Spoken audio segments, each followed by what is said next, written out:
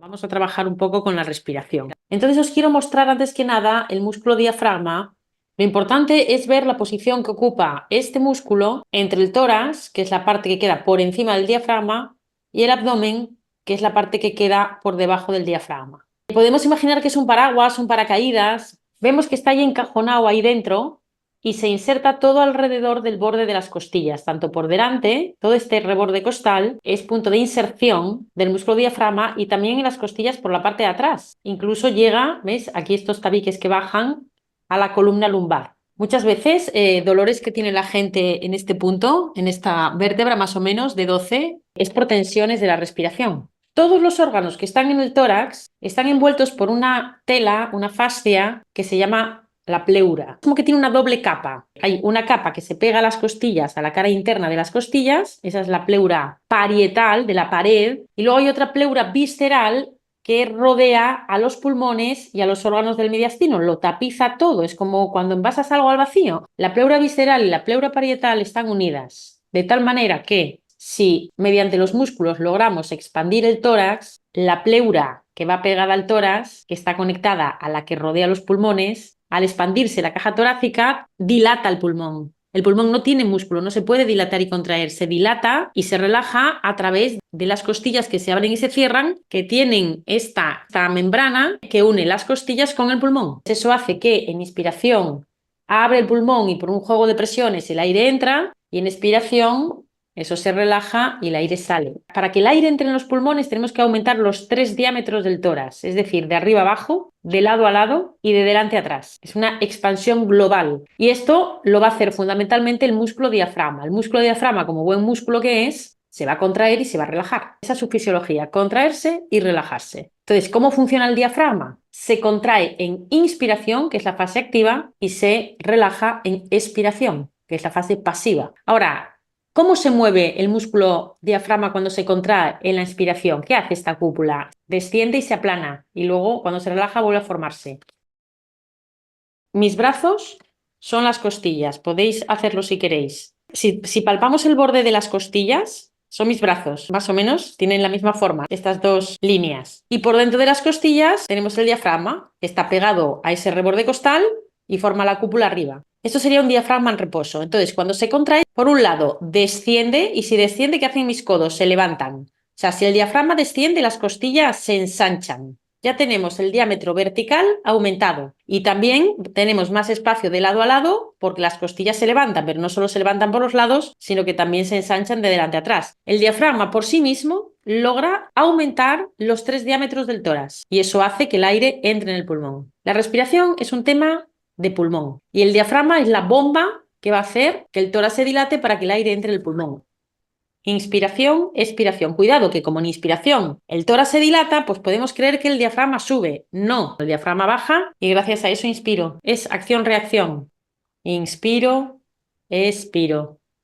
Inspiro, más o menos, expiro. De hecho, esa bajada del diafragma me ayuda a crecer. No solo el movimiento respiratorio se va a expresar a nivel del tórax, se va a expresar a nivel de la columna y se va a expresar también en el abdomen, porque cada vez que el diafragma baja y empuja hacia abajo, todas estas vísceras que están aquí colocadas contra él por debajo son empujadas hacia abajo y hacia adelante. Por eso también se llena el abdomen por encima del ombligo, porque el diafragma baja y le quita espacio a las vísceras. Entonces, si nos notamos en la respiración que se nos llena el abdomen, quiere decir que no estamos contrayendo bien el diafragma y estamos respirando con los músculos del cuello o con otro tipo de músculos que no es lo ideal. Estas imágenes son muy importantes. Tiene que haber una capacidad del tórax de ir y venir, de expandirse y relajarse. Tiene que haber un llenado del abdomen, no de aire, porque el aire del pulmón no pasa, pero sí se llena de vísceras, empujadas por un diafragma que baja. Y luego la columna de perfil también va a respirar. Las lordosis se van a enderezar en la inspiración, tanto la cintura como el cuello se van a poner más rectas en inspiración y en expiración se van a poner más curvas. Estoy exagerándolo.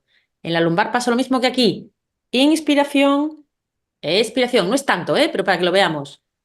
Inspiración, retroceden las vértebras, se ponen más rectas. Expiración, se relaja. Entonces, lo sano es esta ritmicidad. Si yo estoy permanentemente con el cuello enderezado o permanentemente con el cuello curvado, no estoy teniendo una función rítmica. El cuello respira, las lumbares respiran. Cuando el diafragma le quita espacio a las vísceras, el hecho de que las lumbares retrocedan, también se gana parte del espacio que le quita el diafragma al abdomen por arriba. Es todo un juego que está muy bien pensado.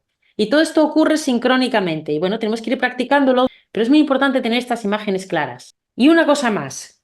Cuando el diafragma baja y empuja las vísceras no solo hacia abajo, sino un poco hacia adelante, sino se hincha la panza, no solo hacia adelante, sino fundamentalmente hacia atrás por esa deslordosis lumbar, los músculos abdominales no se quedan blanditos dejando que el abdomen se dilate eternamente. O sea, al mismo tiempo que el diafragma desciende, hay otro músculo que trabaja en sinergia con él, que es el transverso del abdomen. El transverso del abdomen es el músculo más profundo de los músculos abdominales, es el que está en la capa más profunda y rodea desde la columna hasta la línea alba, que es la línea media del abdomen. Y es así como una faja, o sea, en redondo. Cubre toda la circunferencia del abdomen. Se engancha también a las costillas, igual que el diafragma, se engancha a las vértebras por detrás y es así una faja, clac.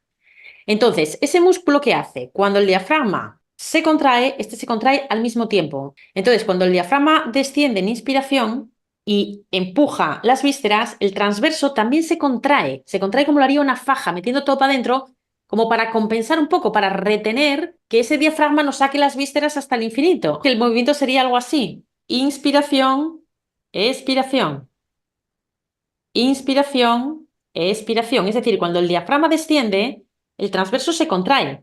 Aún así, nuestro abdomen se va a abultar, porque se contrae para retener, pero igualmente se llena de vísceras. Entonces hay un juego. Es un abdomen que se llena, pero no flácido. Se llena con una tonicidad que frena ese llenado para que sea delimitado a un nivel. La respiración no se aprende, la respiración se libera. Es decir, que si no tuviéramos tensiones incorporadas en nuestro organismo, respiraríamos todos espontáneamente como un reflejo, haciendo todo esto que he dicho de manera espontánea, como lo hace un bebé. Lo que pasa que luego, como con la vida, se nos va deformando la postura, vamos perdiendo la verticalidad, se nos deforma el tórax, nos inclinamos para atrás, nos inclinamos para adelante, tenemos pulsiones que tienen que ver con nuestra forma de ver el mundo. Esto altera la respiración fisiológica. El diafragma solo puede funcionar bien cuando todo el esqueleto está perfectamente colocado en la vertical. Por eso insisto tanto en cómo la pelvis se apoya en las piernas, cómo descargamos en el suelo, cómo se alinean las tres masas a lo largo de la columna. Porque si esa carcasa no está en su sitio, el diafragma pierde sus puntos fijos, como un actor de estos que cuando se le contrata necesita la almohada de pluma, todo. O sea, el escenario tiene que estar totalmente preparado, focos, luces, decorado, butacas, telón, para que salga la estrella y haga su función. Eso es el diafragma. Si todo lo demás no está, no puede hacer su función. Por eso la respiración es algo que está ligado absolutamente con todo en el cuerpo. No podemos tener una buena respiración si no tenemos una buena postura, tampoco tendremos una buena postura si no tenemos una buena respiración. O sea, va totalmente ligado. O sea, la buena respiración se da en una buena postura. Las imágenes son muy importantes. Si no tenemos buenas imágenes corporales, tendremos movimientos que no son exactos y precisos. Buenas imágenes hacen buenos movimientos. Por eso tenemos que tener cierta noción del esqueleto, tener un esqueletito en casa o una lámina y las cosas que se vayan hablando en clase, ir a mirar exactamente, ¿no?, qué forma tiene ese esqueleto, cómo lo palpo yo desde fuera, con quién conecta, con quién no, y poco a poco ir construyéndonos por dentro de manera que nuestro esqueleto sea como fluorescentes encendidos dentro de nosotros, que lo llevamos puesto y nos movemos desde él en cualquier circunstancia. Gracias por conectaros. Chao.